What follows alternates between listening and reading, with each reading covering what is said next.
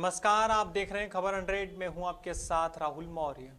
आइए रुख करते हैं इस वक्त की बड़ी खबरों पर, लेकिन उससे पहले एक नजर हेडलाइंस को।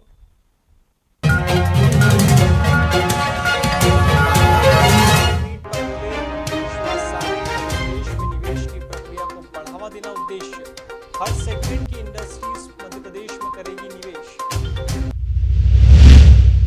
कांग्रेस नेता जीतू पटवारी ने बीजेपी पर साधा निशाना, बीजेपी को बताया किसान विरोधी पार्टी, बीजेपी की आशीर्वाद यात्रा को भी बताया चंदा यात्रा।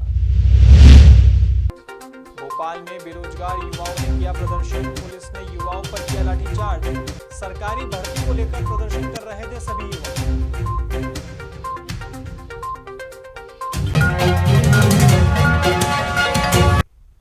बुधवार को मध्य प्रदेश के चिकित्सा शिक्षा मंत्री विश्वास सारंग ने मीडिया से चर्चा करते हुए बालाघाट इन्वेस्टर मीट पर अपना एक बयान दिया है। मंत्री सारंग ने कहा कि मध्य प्रदेश में निवेश को प्रोत्साहित करने के लिए इस बात को सुनिश्चित कर रहे हैं कि देश के हर सेगमेंट की इंडस्ट्रीज मध्य प्रदेश में निवेश करें।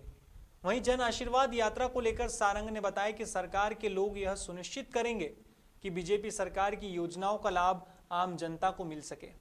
इन सभी के बीच उन्होंने विपक्ष को भी जमकर लताड़ा।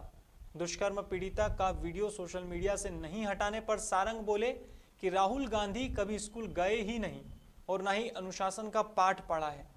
इतना ही नहीं, दिग्विजय सिंह के तालिबानी एक्टिविटी वाले बयान पर भी पलटवार किया। आइए आपको सुनाते हैं कि मंत्री सारंग ने क्या कहा। स्वयं तालिबानी मानसिकता के से ग्रसित हैं। कांग्रेसी हों या दिग्विजय सिंह जी जैसे नेता हों, उन्होंने हर समय तालिबान को प्रश्रय देने और उनकी नीतियों का संरक्षण करने का प्रयास किया है। कांग्रेस ने हर समय अंतर्राष्ट्रीय मुद्दों पर हिंदुस्तान का नाम बदनाम हो या हमारा सम्मान कम हो, इसी पर प्रयास किया है। बुधवार को मध्य प्रदेश के कांग्रेस कार्यकारी अध्यक्ष जीतू पटवारी ने सरकार पर जमकर निशाना साधा है। इस दौरान जीतू पटवारी ने अपने बयान में कहा कि बीजेपी किसान विरोधी पार्टी है। बीजेपी की सरकार बनी है तब से किसानों की हालत खराब हो गई है। इस मौके पर कांग्रेस कार्यकारी अध्यक्ष ने बीजेपी की जन आशीर्वाद यात्रा पर भी निशाना साधा। उन्होंने कहा कि आशीर्वाद यात्रा बीजेपी की चंदा यात्रा है। इसके अलावा पूर्व मंत्री जीतू पटवारी ने सरकार को भ्रष्टाचार का पर्याय बताते हुए कहा कि जब से बीजेपी सरकार सत्ता में आई है तब से सिर्फ और सिर्फ महंगाई ही बढ़ी है। भ्रष्टाचार के साथ 17 साल की सरकार, उसका मुख्यमंत्री 10 दिन की बारिश बता दिया कि सबसे बड़ा चोरों का सरकार थी। 17 साल से चोरों की सरकार। कभी कहीं सुना आपने ऐसा? कहीं सुना कि 10 दिन में 500 किलोमीटर सड़कें बह जाए? कहीं सुना कि 300 से ज्यादा पुल बह जाए? ये इस लुटेरों की सरकार में ही हो सकता है। सर्वविदित है, हर पैमाने पे हो, चाहे भ्रष्टाचार का हो, चाहे महंगाई का हो, चाहे वादों की खिलाफी का हो, चाहे जनता की आंख में धूल झोंकने का हो, आशीर्वाद चाहिए इनको, जन आशीर्वाद। शिवराज भी गए थे मांगने, जन आशीर्वाद दिया जनता ने, हराया था। बुधवार को भोपाल में बेरोजगार युवाओं पर पुलिस ने लाठीचार्ज किया है।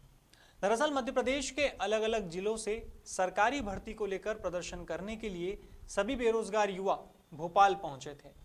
देखने में आया था कि नीलम पार्क पर युवाओं का यह प्रदर्शन चल रहा था, लेकिन इसी बीच पुलिस ने लाठीचार्ज किया और युवाओं को दौड़ा दौड़ा कर पीटा।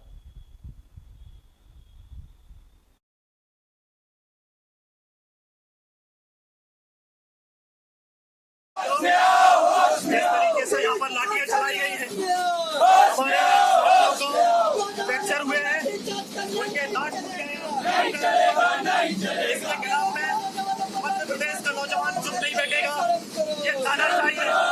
पिछले दिनों से हम लोग मांग करते आए सरकार से करने के लिए समय दीजिए। हमारे ज्ञापन में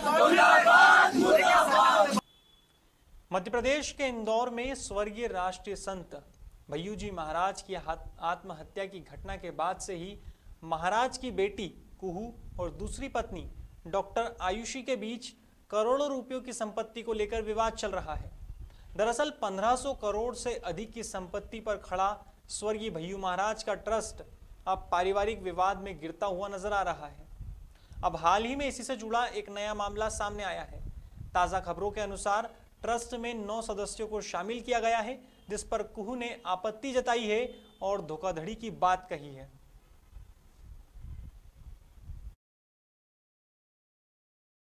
बेसिकली जो पापा ने ये पूरा ट्रस्ट खड़ा किया है गुरु परिवार से सबसे लेके मिलके जुलके जो इतना बड़ा ट्रस्ट क्रिएट किया है उन्होंने, उसमें जो भी गड़बड़ी हो रही है या जो भी है वो उसके लिए हमने ये प्रेस कॉन्फ्रेंस रखी, क्योंकि लोगों को जानकारी होनी चाहिए कि क्या है।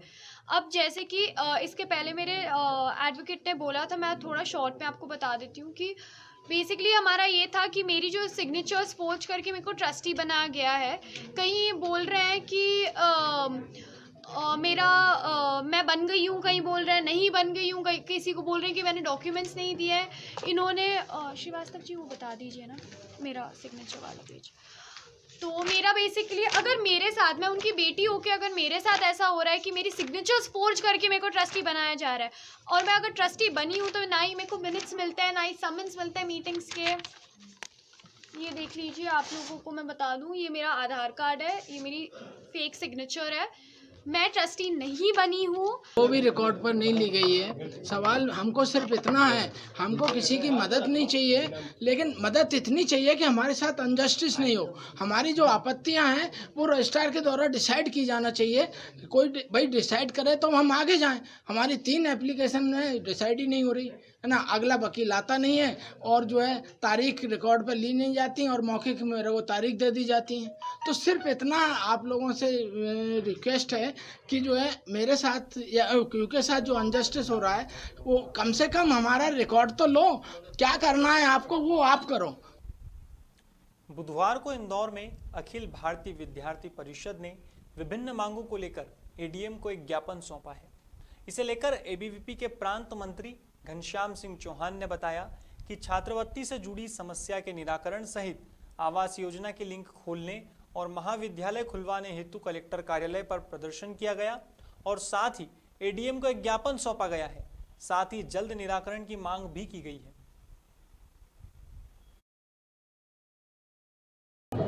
आज अखिल भारतीय विद्यार्थी इंदौर महानगर द्वारा कलेक्टर कार्यालय में माननीय श्री मुख्यमंत्री शिवराज सिंह चौहान जी का नाम का ज्ञापन दिया गया है।